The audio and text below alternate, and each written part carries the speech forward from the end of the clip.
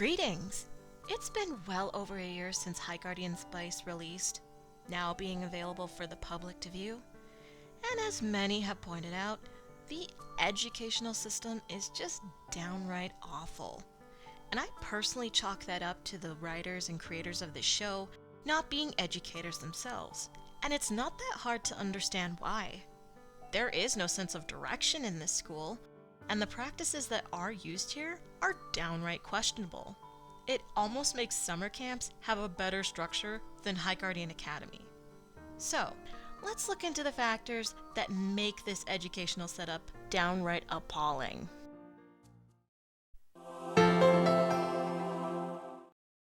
This factor, of course, has to tie in with the world building, which is admittedly all over the place. And the reason why it's all over the place is because Ray Rodriguez did not have a show Bible when pitching this cartoon.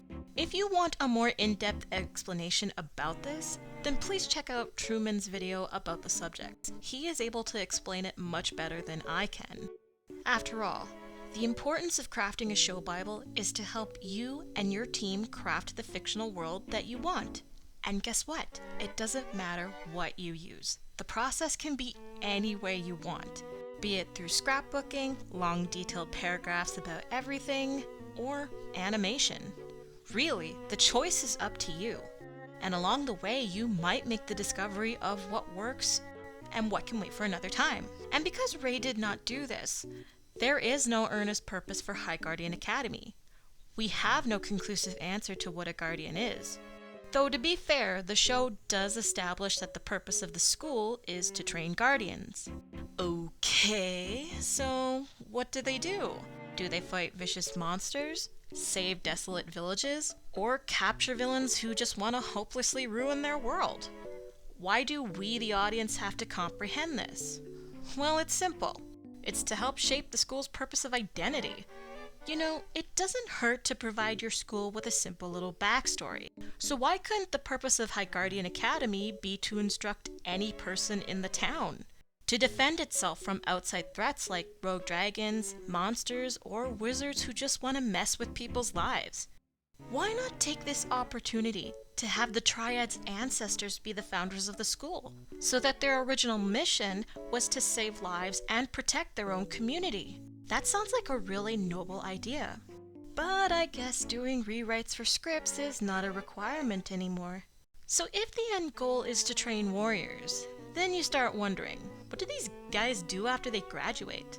What do they accomplish in Lingarth during their training? We don't know because there is no definitive explanation.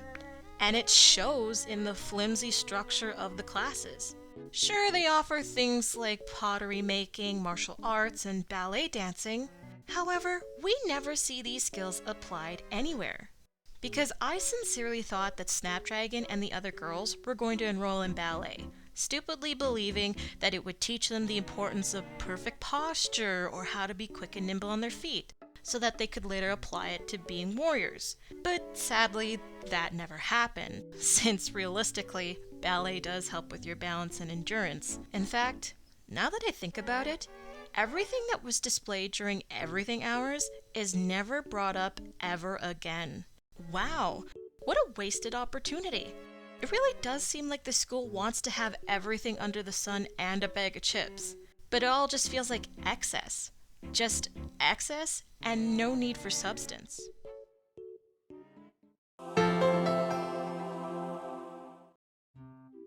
So, I brought up the teachers in my previous video, and they all encounter the same problem. None of them are fit to teach anyone.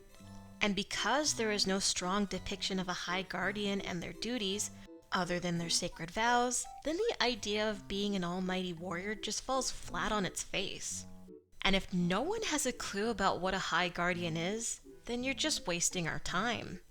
If any of these teachers who are former alumni of the school, and guess what, it's implied throughout the show, shouldn't they at least have some semblance of a high guardian?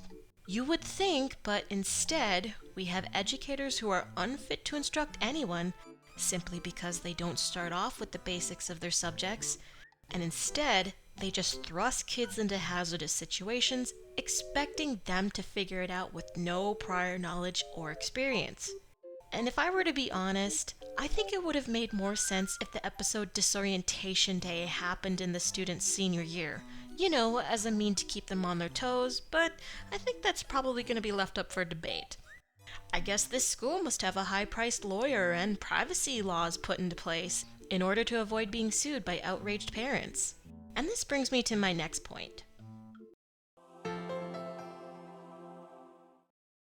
This school is dysfunctional, and the subjects reflect that issue. And if there is one thing that I have learned when crafting a fictional school, is that it doesn't hurt to create a fictional syllabus and lesson plans. And if you wish to craft a whole curriculum, by all means, do it. If it helps make the school feel more believable, not only to you, but your audience as well, then by all means, no one is stopping you. Also, what a lot of people tend to forget when it comes to Hogwarts is that J.K. Rowling was a school teacher when she wrote Harry Potter. Therefore, she knew how British schools were structured and was able to be creative with the subjects that she was familiar with. Just thought I would throw that out there.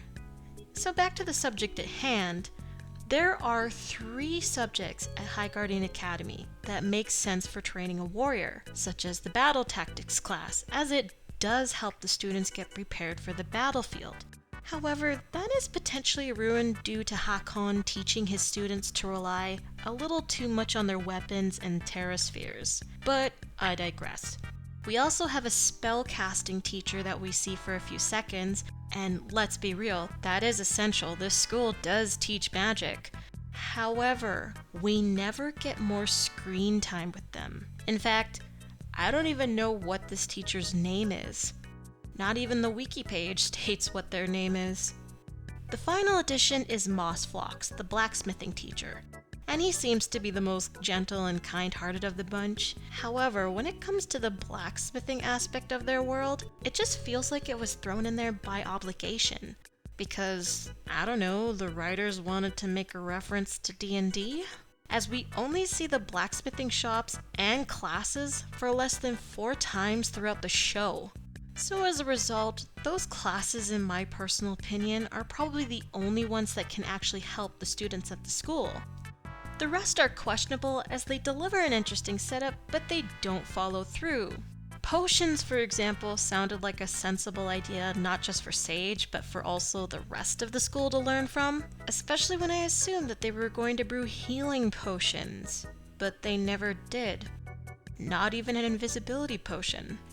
Then you got Caraway, who teaches sacred languages and never explains how this coincides with the spellcasting teacher or anything. In fact, we never see him encourage them to conjure up spells or magic. I was sincerely expecting him to explain that certain symbols translate to cast or summon. Then when put together in a magic circle, the spell is meant to cast a shield of protection or summon energy from the earth, therefore granting the user to cast a little charm to grant them flight or something. But that never happened. This became extremely infuriating, especially in episode 11, when the girls become mermaids, and Sage critically injures the sea monster. You have both the potions teacher and the languages teacher who can't even employ their strengths together and heal a monster. I thought these two were both advanced magic users. You know, the word guardian implies that you are to guard and protect everything around you. Do you think it would have been a more effective scene if Caraway, for example, who couldn't heal the deeper damage, instructed Rosebud to summon her most advanced healing potions so that she could place the healing potions into the monster's wounds, causing them to heal up the internal damage? Then Caraway could turn around, cast his spell again to stitch the monster's skin back together. Then the two could relocate the monster to a sanctuary where it would be studied to figure out what made it evil. Then that way the mermaids are safe for another day? Wouldn't that have been a more hopeful outcome for the girls to learn that it's more efficient to work as a team? You know, never let your weaknesses hold you back and play to everyone's strengths?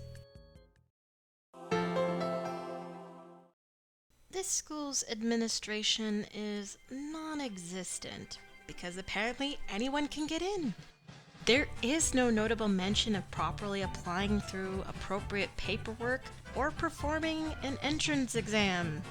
I guess you can just pack up your stuff, knock on the door, get fitted for a standard uniform, and just walk into whatever classroom you want. It's a free-for-all, with no affordable tuition to pay for. Man, this just sounds like public school. Not to mention, there are no established rules tossed into this place. Students are free to commit acts of reckless violence against themselves and the teachers. Why not? Who's gonna stop them? There is no detention, suspension, or possible expulsion. Is that why the ethics teacher is here? As a flimsy excuse to tell outraged parents or baffled audience members that you can't get furious at the show because Dretch taught in an ethics class? It's not their fault for enforcing rules, and it's the kids' fault for not understanding the importance of ethics? Which is kinda weird because the topic of ethics never gets brought up again in the show. Oh my god. Parents and High Guardian should just homeschool their children instead. Also, how does this school differentiate the students?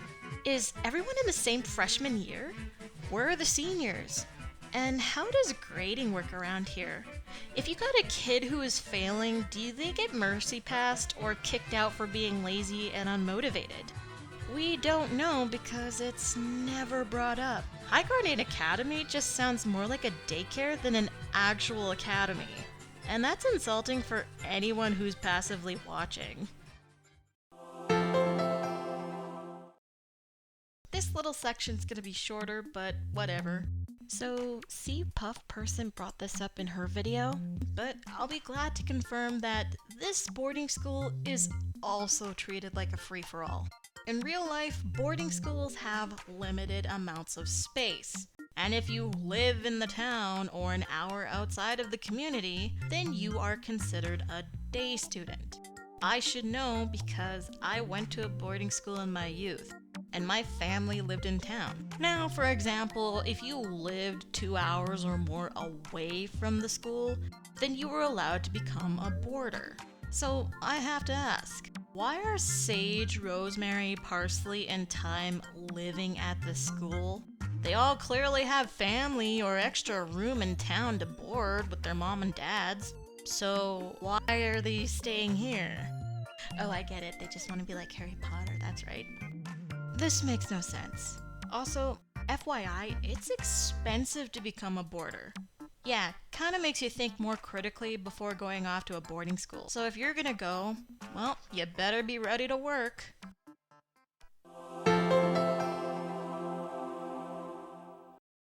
The education at High Guardian Academy is defective because the school has no sense of direction and just feels hollow. The teachers reflect bitterly on this hollowness because they're not shining examples of High Guardians. After all, we don't know what a High Guardian is. The classes are poorly thought out and are not beginner friendly. There are no rules, stakes, or penalties enforced when a student steps out of line. So this school just feels like a free-for-all, and the writers definitely reflect this. Overall, parents of Lingarth and Pebble should just homeschool their innocent little children. They're more likely to live past their 70th birthday that way. And that brings us to the end. I would like to thank the people who have subscribed. It genuinely warms my heart. And I do plan to discuss more High Guardian Spice, but it'll be less about reviewing and more about how to fix certain things, along with certain other topics related to writing and media in the style of retrospectives. Again, thank you, and I'll see you next time.